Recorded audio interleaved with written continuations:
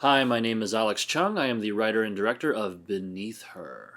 So, this is the solo filmmaker's commentary. I am watching the film, as you are as well, and what a great start. Um, some bokeh action. Um, yeah. Shit! The hell am I supposed to say? Well, I guess I'll talk about the title to begin with.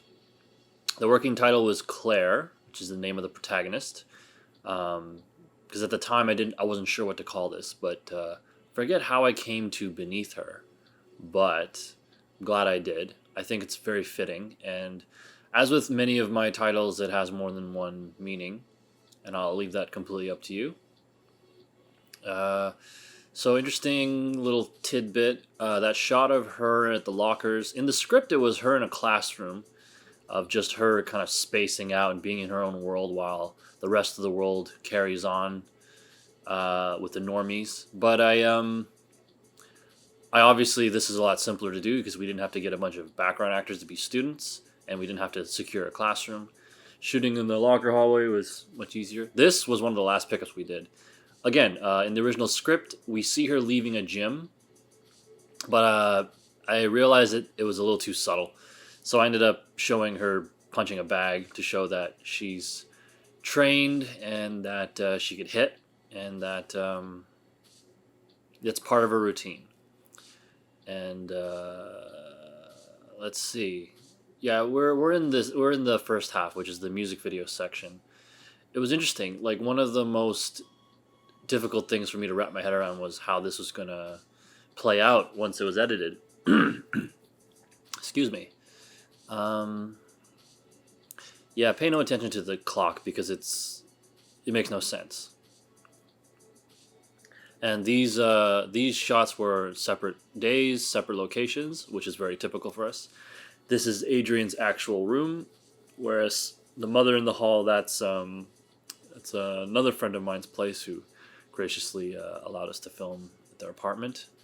Yeah, this was a result of many nights of shooting on buses, streetcars, and that shot took way too many attempts. Yeah, the idea with Claire is that she's, well, obviously very quiet. She's like a ghost, and no one really knows what's going on underneath, what she's thinking or what she's going through, and how she's going to react to all of it, and what she's preparing for and building herself up to be, and what she wants to be, and who she wants to be, and what the hell does she want. Only she knows. But we're seeing, this kind of less than ideal home life, which is the basis for these nightly bus rides. And here we're actually entering a more uh, normal narrative structure, and that flicker drives me crazy. But this is I was so I had just purchased this new camera, and I was starting to shoot Heartstrings and Beneath Her around the same time, and I fucked up bad. I For the slow mo shots, I forgot to change the shutter speed to the appropriate number, and I guess I also fucked up here with the flicker. I have to take a moment to say a little bit about Suzanne, who played Harriet, the mother. She was great. She was very much the opposite of what you see here. Is she's a very sweet and caring and very pleasant woman to be around. But when she turned it on, it was she was a force to be reckoned with. And we have this kind of transition here where Claire decides to get back on a bus and basically do what she always does, which is run away or ride away, you know. And this was I had a very strong idea of the story up until this point in my head in chronological order.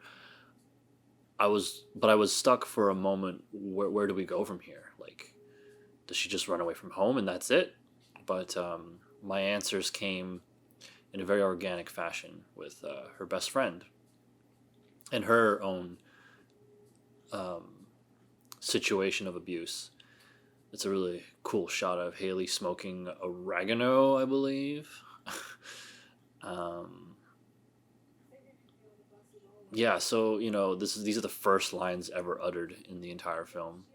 Is it really significant what's said first? Not really, but it's important that Christy is the chattier one in contrast to Claire, in that Claire is someone who listens, that someone Christy can rely on to just not wait for her turn to talk, but to really listen to a friend and be a source of comfort and strength.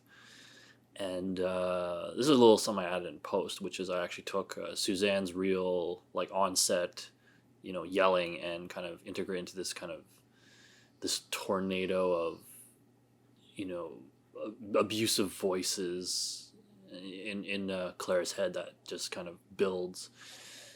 And here's Kyle Stewart, who did really well as the drunken and douchey wow, what a tongue twister! Drunken and douchey Jody. This is great to watch. I mean, it's not easy to watch in terms of the story, what's going on, but it was great to watch it from an acting standpoint because I really admire these two as performers. And oh yeah, Haley took that bottle to the head. She had no double. And from here on out, and neither did Adrienne, to be fair. All this fighting, I had taken Adrienne through minimal training, but enough to do the sequence. A lot of the choreography, actually, believe it or not, was very faithful to the script. I mean, I ended up cutting a few things out, to tighten it up and just kind of get rid of the weaker moments and really keep this tight, I guess. The hit to the throat, the hit to the groin, slamming his head, and especially I definitely needed to have the dragging him across the floor and cutting him up with glass part. I just thought it was so savage. And and the blood is very bright red. It's very much like George Romero's Dawn of the Dead. It was fun to color this film. It was a film that I shot completely myself and colored completely myself, and it was a great learning experience. Okay, so some people have noticed similarities to Drive. That's not an accident. In fact, this scene right here, I made sure that she stomps on his head as many times as Ryan Gosling did in, spoiler alert, Drive. I think it was 14 or something. But yeah, it's the head stomping is definitely a tribute to that film. And this is kind of where the film erupts.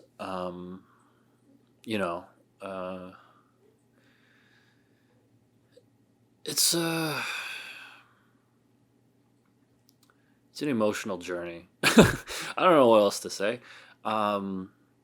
This is a very small bathroom. It's actually smaller than most bathrooms I've shot in, so I wasn't expecting it to be such a tight squeeze. But fortunately, I was able to get this wide of a frame and left this unbroken because really I liked what was going on between the two performers. I thought this is one of their stronger moments in the film. And Christy says she's going to be okay, but Claire's got to get the F out of there. And this was fun, having Adrienne walk around downtown with blood on her face.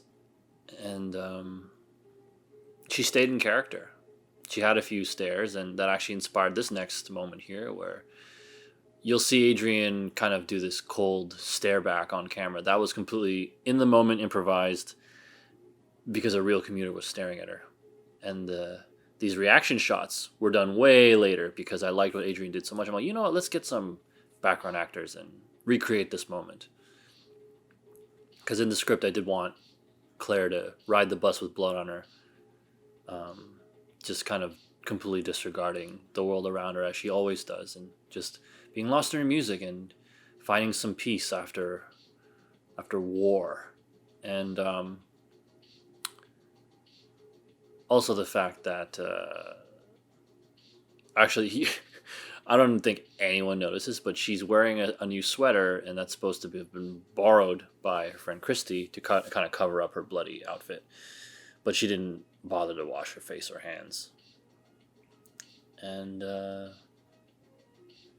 last thing she does before we cut to credits is call 911.